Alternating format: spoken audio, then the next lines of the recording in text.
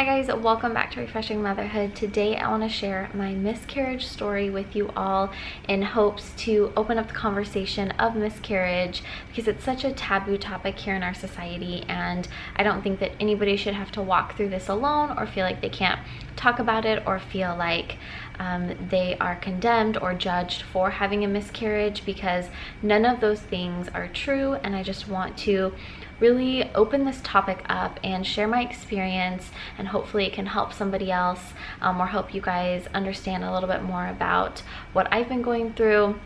Or maybe you have a friend going through miscarriage right now and you don't really know how to help them or what they are experiencing, and hopefully this can just kind of open this whole topic up a little bit. So I do want to give kind of a trigger warning for this video. I'm going to be sharing the details of my miscarriage, what happened, exactly what I was feeling, exactly each stage of the physical aspects of the miscarriage as well as the emotional aspects. So if you maybe are a little bit queasy or are not interested in that type of disclosure, then I would advise you to just go ahead and click out. No hard feelings, but I just want to be open and honest about where this video is going to go. When I first started miscarrying, I really did not know what was happening, and I felt like there was just no information out there anywhere. So I thought, you know what, let's share what happens, because this is kind of a part of nature. This is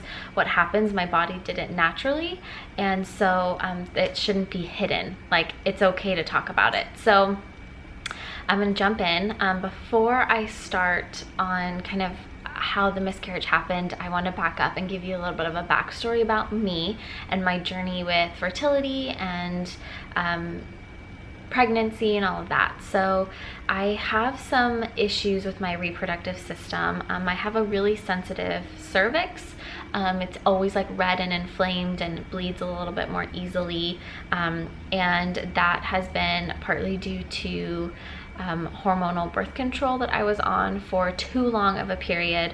I kind of had like an overdose of hormones. So before I got pregnant with my first daughter, I was having a ton of issues. I was just having like weeks and weeks and weeks on end of bleeding, and I had to go off of everything. And the doctor said that I definitely didn't look very good inside my whole reproductive system. So she wanted me to go off of everything, and was just warning me that it looked like I was going to have a little bit of a harder time to get pregnant.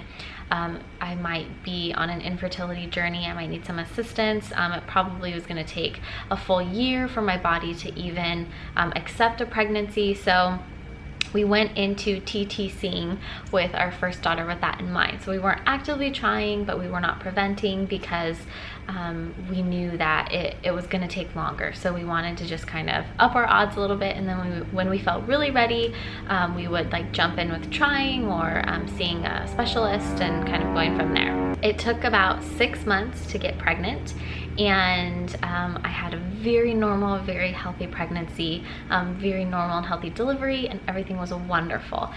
So fast forward 18 months later, and we decided to TTC for baby number 2, knowing that I still had my same issues. I still had my cervix that was sensitive. The doctors say it's fried. So knowing that I still had those issues, we were anticipating that it was going to take some time to actually get pregnant the second time around. So we tried like tracking my ovulation. I took ovulation tests, you know, for about 3 cycles before we actually started trying, just to see if I had a normal, because I did breastfeed extensively. So I wanted to see if my cycles were getting back on track. So we tracked my ovulation, and the first month that we started trying, I got pregnant. We were amazed and so excited and could not believe it at all. And we were really happy in that moment. Because we were tracking all of those things, I felt like I know my body super well, especially with all of my issues. So I know that there was changes happening in my body, and I felt pregnant way before I could even test. So for about, I think, a week and a half before my missed period, I was having pregnancy symptoms. I was feeling tired, I was feeling nauseous, I had an increased sense of smell, I had cold-like symptoms, my boobs were leaking, like I had so many symptoms, and I just knew I was pregnant. I was super emotional. I was crying over every little thing, happy or sad. And so it was just, in my head, I didn't even need to test because I knew I was pregnant. So we waited until the day I missed my period, and we took a digital clear blue pregnancy test, and it came up negative. And I was devastated and so confused, and I just did not understand what was happening. So my husband went and got a first response line early detection test. We took that and it was positive. So it was very confusing, and we decided to just keep testing every day just to kind of see what would happen. So day 2 of testing, I took another first response and another clear blue, and the clear blue digital again said negative, and the first response did not have a darker line at all. If anything, it was a little bit fainter, but very, very similar to the first day. So that was alarming to me, because as your HCG is increasing so rapidly, like that line should be getting darker every single day, and it didn't. So from the get-go of this testing, I just had this gut feeling that something was off, something was wrong. We did film this whole process, and if you want to see that video, I will link it in the description from our vlog channel, and you can see me in the video saying, like, I just, I'm scared that the pregnancy isn't strong enough. I'm scared that, yes, I am pregnant, but something will go wrong. Like, I kept saying that because I just had this feeling that it wasn't right. When I took my pregnancy test with my daughter, it was clear as day, easy to see that I was pregnant. It was super dark. I took it before I even missed my period. So for the fact that I already missed my period and these tests are being inconclusive and not super obvious was alarming to me. So the third day, I took another clear blue digital, and it said pregnant. So I was like, oh, like having such relief. That means that my hormone levels are rising. And I just was trying to push away all of that, like in the back of my head, like those fears. I was trying to push those away and saying, I'm not being realistic. I'm just being, anxious and worrying too much, and I just need to let it go, and like, this is what I needed, this is the sign. So after that, we decided to tell all of our families and some of our close friends, and we were all so excited. And I still was having pregnancy symptoms. I was super tired. I was napping every single day, which I don't do, and we were just so happy. Fast forward about a week later, and I started having some cramping. I was having cramping kind of on and off throughout that whole time, but I'm like, oh, implantation, not a big deal. Then I started spotting. So I was having like really, really sharp pains, and before I started spotting, sorry, let me back up. So I was having really, really sharp pains on one side, and sharp pains kind of throughout, and really intense cramps, much worse than I ever had with my daughter. And I just kept thinking, like, something's off, like this isn't right, this isn't right. And I remember telling my friend, like, I think I'm gonna miscarry. I wasn't bleeding or anything, but I just had this feeling. So I ended up calling my mom over. This was before we even told our families yet. And I just said, like, I just found out that I was pregnant a couple days ago, and I think that I'm having a miscarriage, and just kind of talked through with her. I was calling nurses and getting their feedback, and everyone's like, you do not have classic symptoms for a miscarriage, just rest, like, it's probably nothing, it's not a big deal. So I rested, the pain went away, and I'm like, okay, this is better. So we continued telling the rest of our families, and then a few days after that is when I got the really bad period-like cramps, and I got some spotting, and the spotting was bright red, like bright red, and it was very obvious. It wasn't just like light spotting here or there. It was like enough to where I was very concerned. So I decided to just lay down the rest of that night, take it easy. All night long I was continuing to spot. The next day I was spotting as well. My cramping was kind of on and off, and I went and saw a labor and delivery nurse that morning, and she's like, don't worry about it, like, spotting's totally normal with lots of women in pregnancy. It's probably just nothing, it's probably your uterus stretching. So I was really trying to put my fears aside, but I knew that it wasn't right. I just knew. So then a few hours later in the day, so now it's like I think my second or third day of spotting, I got really bad period cramps, like the worst cramps I've ever had. And I went to the bathroom and I just said, I just knew. And I said, before I went to the bathroom, I prayed and I just said, Lord, if I'm gonna lose this baby, make it obvious. Like, I just want to know, like, this, like, the turmoil I felt inside was, it was just so much to handle, and I couldn't. And I was just like, either let there be nothing, let there be no more spotting, nothing, or just let it happen. And I sat down on the toilet and literally it just started gushing out. Like, blood was pouring out of me. Like, when you have a period, it's not like that. Like, it was just like gushing, like drops and drops of blood. And in that moment, I just started bawling because I knew that I had lost the baby. I knew that I was miscarrying. It was clear as day to me. Like, no, I mean, I just knew. It was bright red. My spotting was like, also had some pink in it. So it was like, everything was like very fresh. It wasn't like, oh, brown spotting or whatever, like dark red. No, bright red. And it was just gushing out. So I called my mom to come over, and I instantly started feeling overwhelmed with like fatigue and nausea and horrible cramps. So basically what I learned throughout this process was that your body has to go through labor when you have a miscarriage. It's not to the same degree as when you obviously deliver a full-term baby, or even a farther along baby. So I wasn't that far along, I was like 5 weeks. But even in this stage, your body still has to go through labor. It still has to contract your uterus. It still has to dilate your cervix, to expel all the tissue that has been growing in your, in your body. So it's really painful and it's hard. Some women, every pregnancy is different, every miscarriage is different. So the way that it happened to me might not be the way that it happened to, so-and-so or even the next person. My situation and experience can be unique. But I think that there's aspects of it that are similar kind of throughout early miscarriages like this. So it can be very painful. For the next like solid 4 days, I was completely laid up in bed.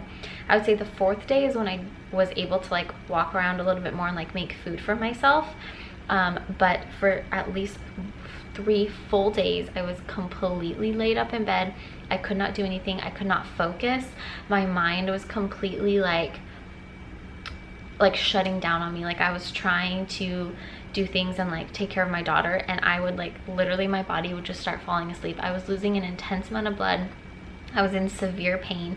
I had the worst period cramps you've ever had, and really bad back pain. Like, my whole body just felt like it was, every ounce of energy I had was devoted to like miscarrying this baby. And mentally, it was horrific. It was messing with your head in the worst way possible. Like, I'm already grieving and devastated that I'm losing this baby, but the process in which it happens is so violent. I just felt overwhelmed with turmoil, I guess I can say, about the whole situation. It was devastating. Thankfully, my mom was off of work for that entire week. So she was here every single day taking care of my daughter. She was making me food, making my husband food, making my baby food. Like, she was doing everything. My mother-in-law was downstairs with my sister-in-law's baby, and she would like do our laundry. And so I just had so much help and so many people who rallied around us in that time, while I was completely like unable to function. So I'm so grateful for that. My husband had to work, so he would come home for lunch and help take care of me, and come home early in the evenings and help take care of me, so that my mom could go home. And it was amazing to see how many people really supported us. But even in that moment and in that time, I felt so lonely and so alone. And like, when you're pregnant, no matter how early or at whatever stage, like, you have a life in you and you have a baby in you, and that baby's with you everywhere that you go. and I could feel that. I could feel the fullness in my womb, and it definitely, like, I can feel different physically when I'm pregnant. When I miscarried and I lost all of that, that fullness was completely gone. And it's a weird thing to try to explain, and I don't really know unless you've experienced it. I don't know if I can fully explain it, but you can feel that, like, you were carrying a life and now you're not. And so it was really, really hard on me emotionally. I felt like nobody really understood, like, the emotions that I was feeling. My mom and my mother-in-law both have experienced miscarriage, so they did know, but you still don't feel like they know in that moment what you're going through.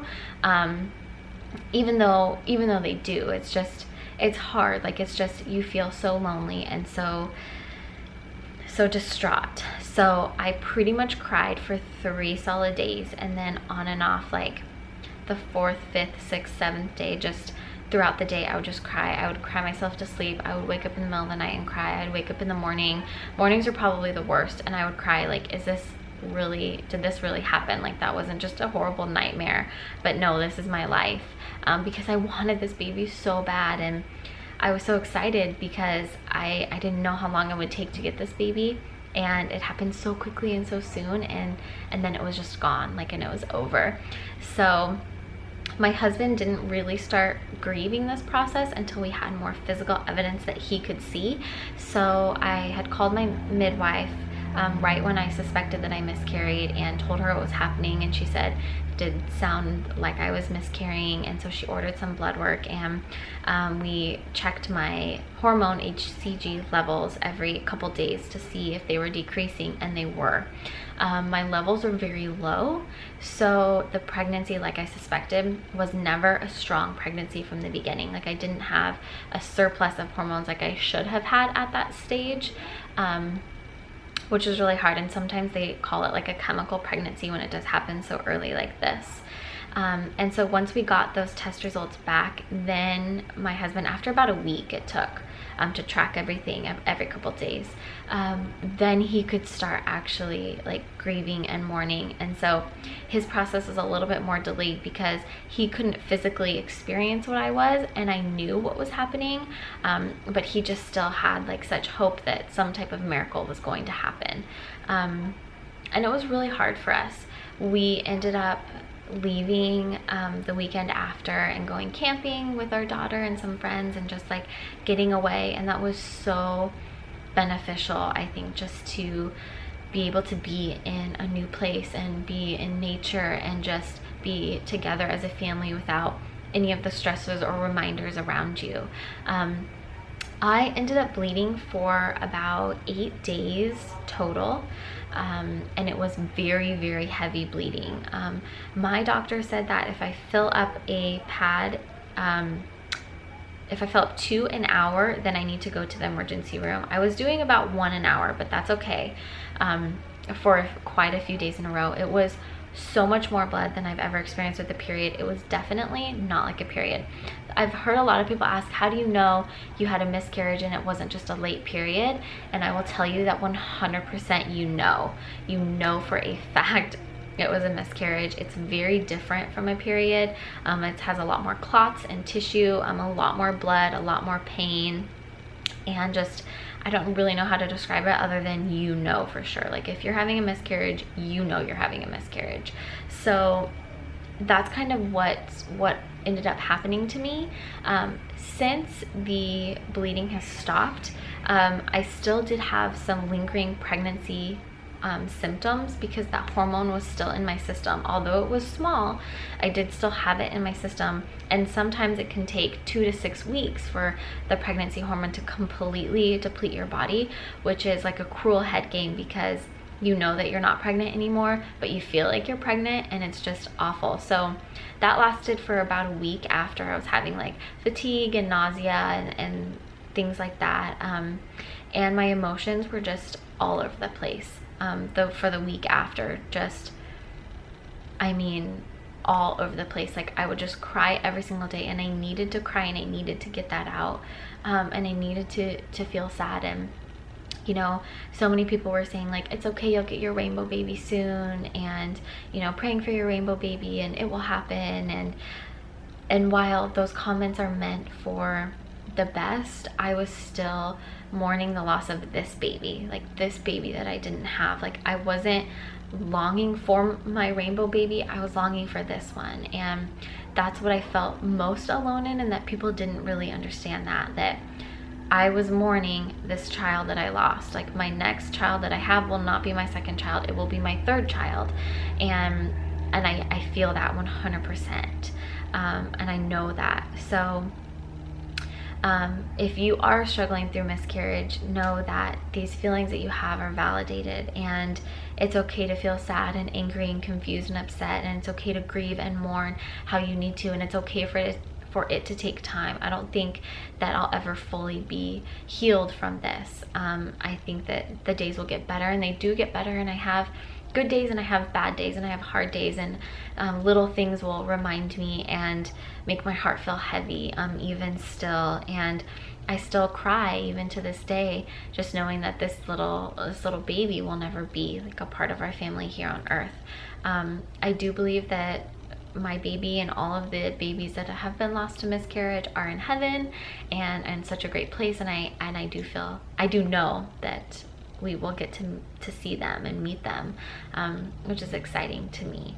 I ended up getting a tattoo in memory of my little baby bird, as I like to call it. And a friend actually worded it perfectly, is that when she lost her son, she also got a tattoo, and she said, I needed to have something physical that I could see, something permanent to remind me that my son was real. And that's exactly how I feel, that if we don't talk about miscarriage and we don't talk about these babies that we had, that we carried, it sometimes feels like they can be forgotten. And so this is a way for me to feel like my baby will never be forgotten, and this baby is still a part of our lives and a part of our family, just not here. And so I really liked that. And another thing that really helped me was, I don't know if it's a saying or a poem that said that, it's gonna make me cry.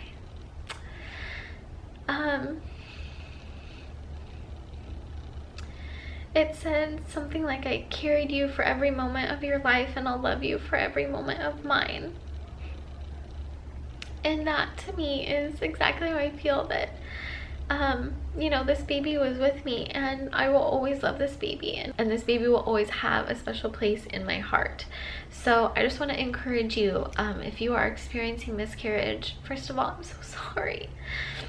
It's so common.